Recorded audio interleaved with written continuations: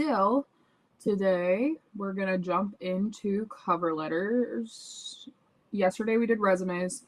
So I like to say that resumes, oh my gosh, we have a student. Yeah. Pause it. Wow. Yay. So before we get into cover letters, think of the cover letter as the story to why you are the perfect fit. The resume is like the supporting evidence to the cover letter. So I always say that the supporting evidence, usually, like when I'm writing papers, when I'm doing things like that, I tend to find my evidence or quotes or research before I write the paper, right? So same rules apply here. Hi, Gianna. How are you? Hopefully your day's going well. Welcome to CBI 3. I'll pause the recording for a second. It's your why. It's the whole your cover letter is the supporting, this is why you should hire me, and your resume is just going to support that cover letter. So think of it as like the scaffolding beneath it. So I suppose I can share my screen here. Also, sorry, got a cough drop in. It's one of those days. I'm still sick. So within the modules in CBI 3, you'll scroll down a little ways and you will find the cover letter workshop. So you can use the link to the one-stop shop here that accesses all of the videos that you'll find. There's a walkthrough video for resumes and cover letters using Canva right here. So you can do the Canva login. You can click the Canva for Education over here, or you can use this lovely little link that I'm going to copy and throw in here right now. And we'll go to Edit, and here, Google Docs, cover letter template. Boom. All right. Save. Hello. Save. So why isn't it saving? There we go. All right. So it is also found here. And essentially what you're going to do is you are going, if you're choosing to do this through Canva, I'm going to open this in a new tab. I'm going to sign in. No, not. I lied. I'm going to go back through a tab that I already have open. When you get to Canva, you should see this. If you just type in resume, not resume. We're not doing resumes. We're doing cover letters. If you type in cover letter, there will be a whole bunch that pop up. Now, what I really recommend is a cover letter that matches the resume. I mean, not a ton of people are sticklers about that, but I think that it looks nicer. It looks more put together. It looks like you planned ahead. So if you did the resume yesterday, right? And you're like, ooh, I really like this one. This looks very nice. You can click these creators, sort of, and you can find everything that they have ever done. And through here, you can find, oh my gosh, this was a bad example because that guy has a lot of stuff. But you can find matching cover letters and resume templates. So we can pull up a cover letter here. Bada bing, bada boom. We'll customize this template. And then voila, you are here. So make sure that you are putting your name. If I get any that say Olivia Wilson and your name is not Olivia Wilson, that is a problem. Okay, make sure it says your name up here. Do not let it say reallyGreatSite.com. That is not your email address. Put in your email address. And don't worry about a physical address. I would just recommend city, state, if you're going to have it in there. But also, you can just delete it. Not a big deal. So, that being said, I'm going to move that on up. And, well, I'm going to shift hold these, move them to the center here so that that looks more put together. Now, unless you are sending this to Sarah Emiliana, you're going to want to change this too. What I default to, especially if it doesn't say send cover letter and resume to X person, go ahead and put hiring manager. Hiring manager. Put the place that they are at. Let's say we'll go back on the Walmart that we did yesterday. Hiring representative at Walmart, put their email address. Again, don't worry about their address unless you are sending a physical copy, which I don't know a ton of people to do anymore. So you're good with that. And then down here where it says Dear Sarah, we're not sending this to Sarah, we're sending it to the hiring manager. So go ahead and put hiring manager, or put your teacher's name. You can put my name. You can put somebody else's name. This is a pretend one. This is not the one that you're actually going to send out. So if you send out something that says, Dear Miss Beckman, I am going to say that you might not hear back from that job. Okay? So just something to keep in mind. Also, don't leave the fake Latin text in here. Delete it. Get it out. It does not need to be in there. And also, this should be your signature. This should not be somebody else's signature, or delete it entirely. Doing a signature transparent, we can work on at a later date, but you can do that using Canva, which is nice. So going back to the cover letter workshop, this is not just a photo, even though it looks like it. If you click here, you will see that there becomes a little arrow.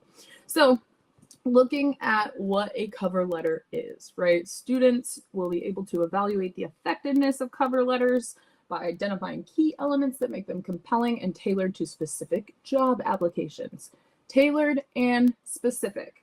That is going to be the name of the game today. Cover letters should always be tailored. They should always be specific to whatever job you are applying for. You'll also be able to design a personalized cover letter that integrates relevant experiences, skills, and accomplishments in alignment with a job description. And you'll be able to critique peer cover letters by providing constructive feedback on clarity, professionalism, and alignment with the job requirements. So the purpose of a cover letter is to introduce yourself, right? This is kind of your first impression, but it's supposed to complement your resume by being sort of a narrative version of your resume, but you don't want to say the exact same things, okay? But it's a little bit of a different structure, and basically it allows you to convey your personality, your enthusiasm. This is like a peek behind the curtain of not just seeing where you've worked, right? A resume is where you have worked and what skills you have, and these are application of skills and application of where you have worked. So the importance of a cover letter, first of all, it shows your interest level. If I receive a cover letter across my desk that says, hi, I am, insert name here. I am very excited to start this role with you. I think that I would be a great fit. See resume attached. I'm going to throw that sucker in the trash can. Okay? So this cover letter should demonstrate your communication, your professionalism. It should highlight your different writing skills and also your attention to detail and the seriousness about the positions, which is why it should change with every job that you apply for. Yes, you can keep the same general tone, but you also should personalize it just a little bit. So how do employers select cover letters? Well, first of all, they focus on the relevance and the personalization. That doesn't necessarily mean becoming a amateur graphic designer. That's not what that means. It means putting your own words, not AI words. It'll get thrown out immediately. But putting your own words into how you would align with their company and align with the skills that you say that you have on your resume, right?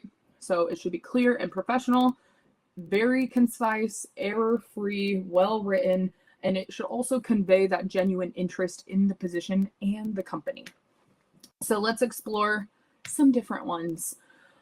On the left here, we have Lando Phillips, and on the right, we have Kate Sullivan. At first glance, these don't look too terrible. They don't look bad at all. They are just some different formats, I guess you could say, of cover letters that I have seen. Now, these are not real ones. I pulled these from the internet. Unless they are somebody's real one, then congratulations to Kate Sullivan and Lando Phillips. But they came from Google Images. Let's be clear. But Lando is writing to express his interest in the information technology officer position at whatever organization he's applying for.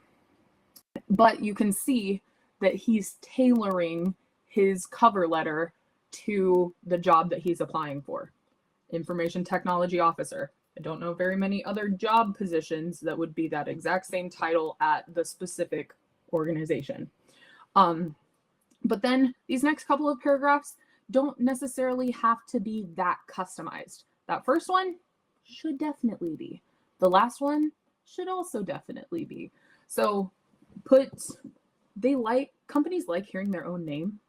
They just think that is, that's a spark. That's a, oh my gosh, like this person really wants to work here. This is a potential employee that I am seeing.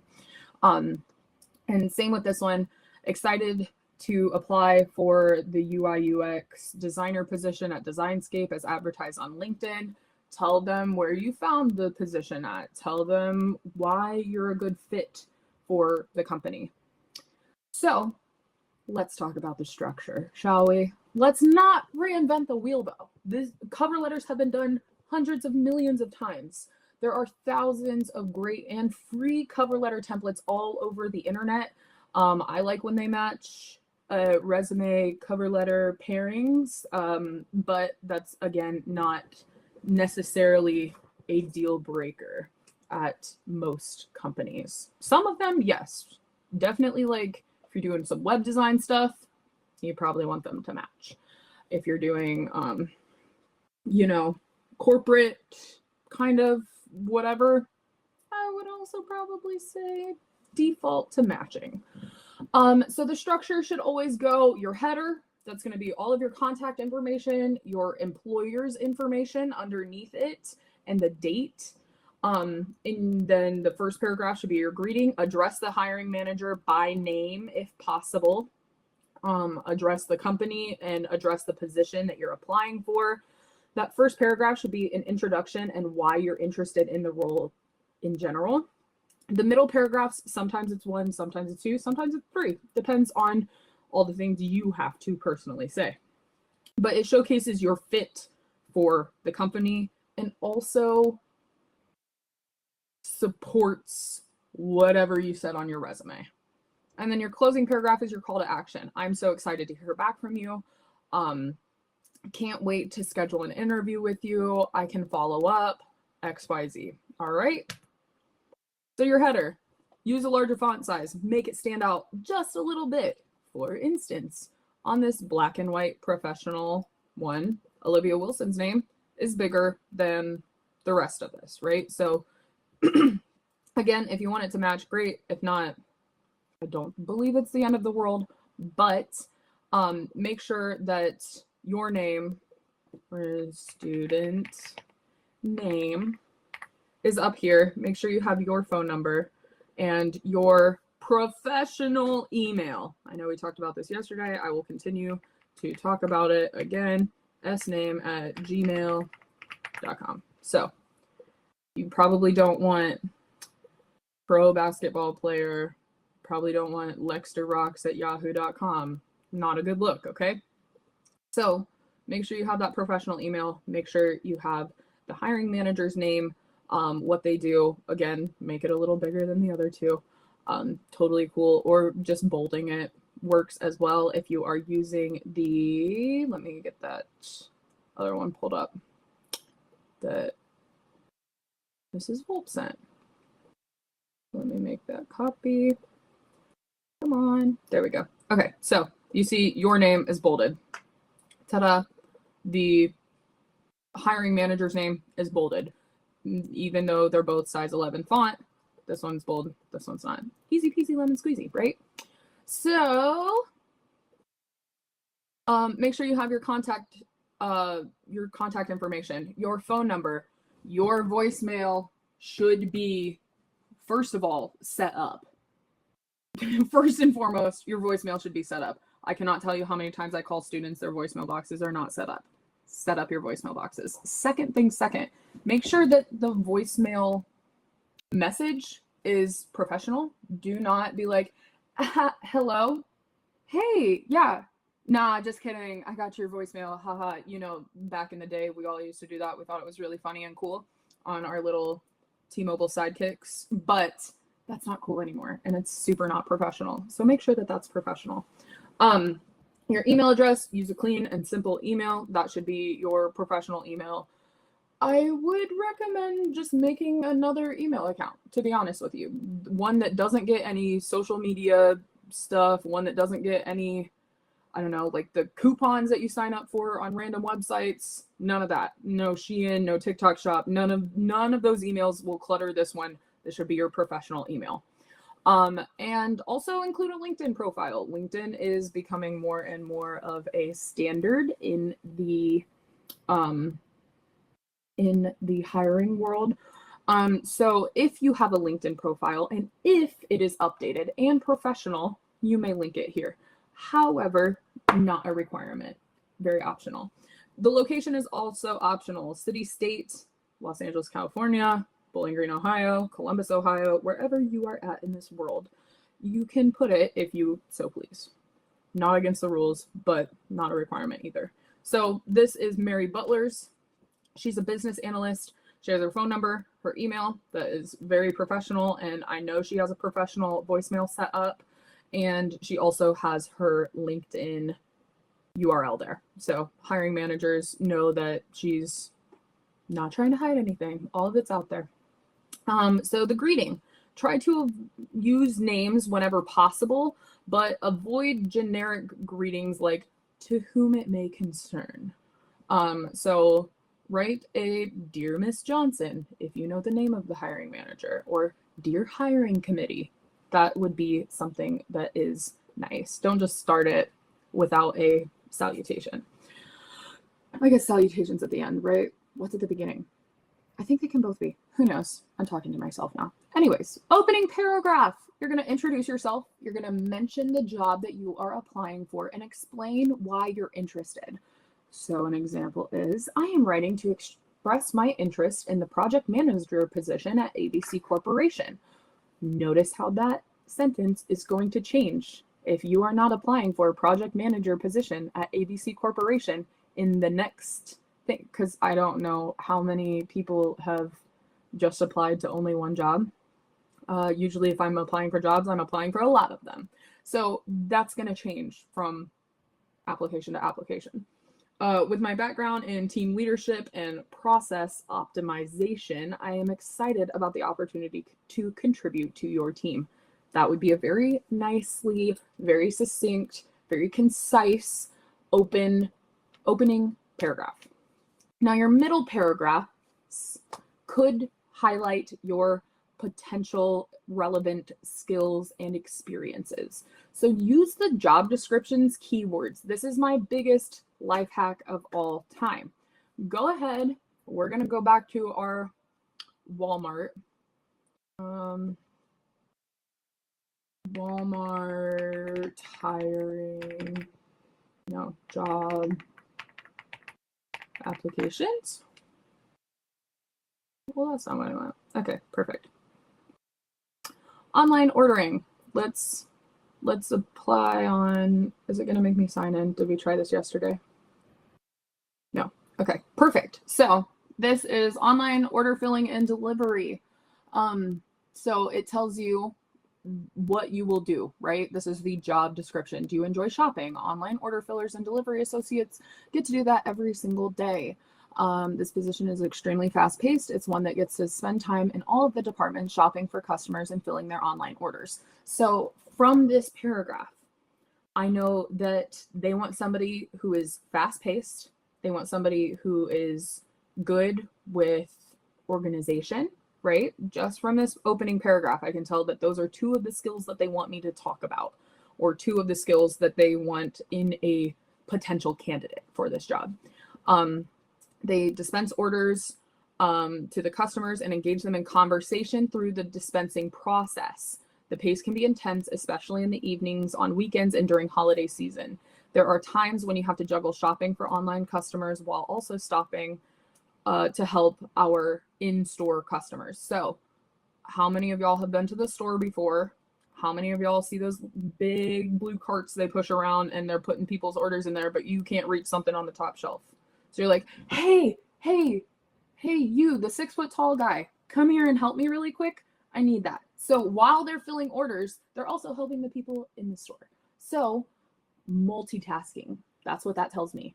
They want a multitasker. They want somebody who can be fast paced, but also engaging. So talk about your customer service skills that you have. Talk about how you're able to work in a fast paced environment.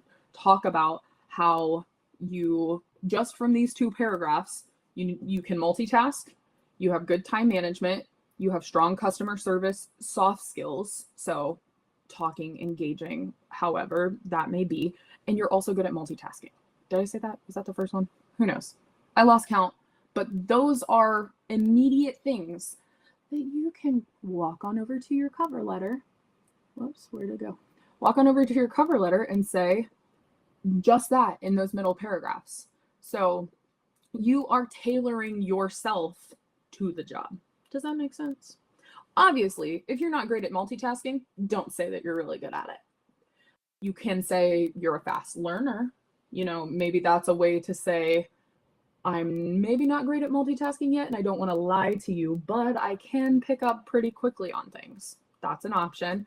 But use those specific examples of accomplishments or responsibilities that you can show that you can perform the role. So if I say, I'm really good at multitasking, did I freeze? I did freeze. I'm really good at multitasking. What I'm going to do is I am going to tell Walmart, hey, I'm really good at multitasking. The reason I know that I'm really good at multitasking is because when I worked at XYZ or in previous jobs, I have been blah, blah, blah, blah, blah. I have been able to handle multiple orders at a time. If you have worked in the restaurant business, I have been able to manage, I used to work at Waffle House. I worked at Waffle House for like 3 years in college, and managing an entire restaurant when you're the only server there is difficult, but I'm really good at multitasking now. So I could say in my position as a server, I'm really great at multitasking and engaging customers. It's such a good old fun time, right? So I'm really good at engaging with customers and making their experience better in my previous jobs. Another one, here's an example of a middle paragraph. So in my previous role as social media coordinator, I increased engagement by 35% within 6 months by developing targeted campaigns and leveraging analytics to refine content strategy. Blah, blah, blah. That's a lot of words. Not terrible for a social media coordinator position. If you're applying for a project manager position, this would be fine. But they do like to see, you may see that it is underlined the 35%. Quantitative data, numerical data, numbers, right? They want to see that turnover rate. That tends to draw people's eyes to that skill. So I think I also used to work at Disney World, off topic, but one of the things that I have said on a cover letter in the past is that, in my job at Walt Disney World, or in my position as front of house, I resolved guest problems with 100% satisfaction every single time, which is, hey, true. You want it to be truthful, but you also want to highlight those skills in a way that makes it easier to, easier to digest as the person who's reading the cover letter. You know what I mean? So tie experiences to the job. You show how your background aligns with the company's needs. So you kind of merge the two together. This is a little bit from your resume and also a little bit from the cover letter and also a little bit from the job description itself. All right. Your closing paragraph is easy. It's your call to action. You reaffirm your interest. you express your excitement about the role, you mention your resume that is always going to be attached, and emphasize your availability for further discussion. Hey, I'm really excited about this job. I would love if we could talk in the future. Reach out at XYZ phone number to schedule this interview. They kind of like, I don't know. I like when people are forward in their closing paragraph. Personally, that shows me that they are serious about the job and they want to talk to me right now, you know? So I feel like sometimes it comes off as abrasive. Hey, some people like that, some don't. It's hard to tell. So I default to kind of somewhere in the middle. So always make sure you have your professional sign off, end with a respectful closing line. But here's an example. I look forward to the opportunity to discuss how my skills in project management and data-driven decision-making can contribute to the success of your team. Thank you for your time and consideration. Sincerely, your name. And you can put a signature on there. You don't necessarily have to. It's just a cover letter. But you want it to stand out. So you should be tailoring every single cover letter you submit, if I have not been so clear about that yet. It's customized for the specific role and the company. But keep it concise, stick to one page, and get to the point fairly quickly. I am not reading a book. If I have 500 resumes and cover letters coming across my desk, I'm not reading a book. But that also means that I have to rate these cover letters on scale of 1 to 10, right? Am I going to put this in the keep pile, or is this going to go straight into the shredder? Okay. So if I am getting a cover letter, all right, and it is more than 2 pages if I'm getting a cover letter and I immediately see a misspelled word, goodbye. There's other cover letters on my desk that don't have any misspellings. They're not 2 pages long, and I can read them in a timely manner and I can get through them pretty quickly. So show, don't tell, provide those examples from your skills in action rather than just listing them. You list them on your resume, you tell about them in your cover letter. And make sure to proofread it carefully, make sure there's no spelling errors or grammar mistakes. Run it through Grammarly first. You are allowed to use spell check. You are allowed to use spell check, okay? I highly recommend doing that first. It helps. Don't use AI though. ATS scanners are AI resistant because they are also AI. So AI can recognize AI fairly well, and automatically those get thrown in the trash. It doesn't even get printed off to go on the desk of the hiring manager. Okay, so that's kind of like the pre-screen process that I was talking about. So some cover letter no-nos. These are some things that I believe you should avoid. However, if anybody else would like to chime in, y'all can sound off. But avoid being too generic. Don't use the same cover letter from every application. You have to tailor it specifically. Have I said that enough times this class period? Also, don't just repeat your resume. The cover letter should not just rehash your resume. It should provide context and deeper understanding to your resume. Once again, your cover letter is that supporting piece of your resume. Your resume is, this is what I've done, and your cover letter is, this is how I did it and why it worked, okay? Also, the lack of personalization. Always address the hiring manager by name if possible. Mention something specific about the company within the cover letter. Don't make it too long, and also don't make it too short. I should at least be seeing 3 paragraphs. So aim for concise, 1 page that makes a strong case without overwhelming the reader, but don't just give me 1 sentence. Don't. I will throw it away. If it comes across my desk, it is going into the trash. If the ATS scan doesn't pick it up on the first time, I sure will. Goodbye. Easy peasy. So we're going to go through some A or B. Which would you pick? We're going to read some cover letters. We're going to look through some of them. We're going to try to see. And let's look at this one. So this is, first of all, an email. This is not even on a document. So it says, hey, you're probably reading a lot of applications, and so you're probably not enjoying yourself. I'm writing this cover letter and I'm not enjoying myself either, so let me cut to the chase. I won't pretend that your company's mission is my passion, but I do think sales are interesting, and you seem to have a strong background per your LinkedIn page. If you hire me, I will show up for the hours you expect me to and do what is asked, and you'll like me. Let's face it, that puts me ahead of 99% of the applications already.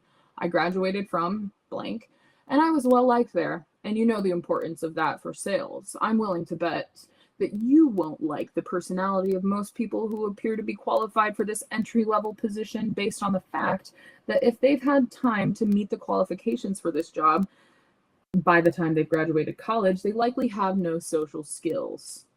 So, immediately, I'm throwing this away. It's not on a nice document.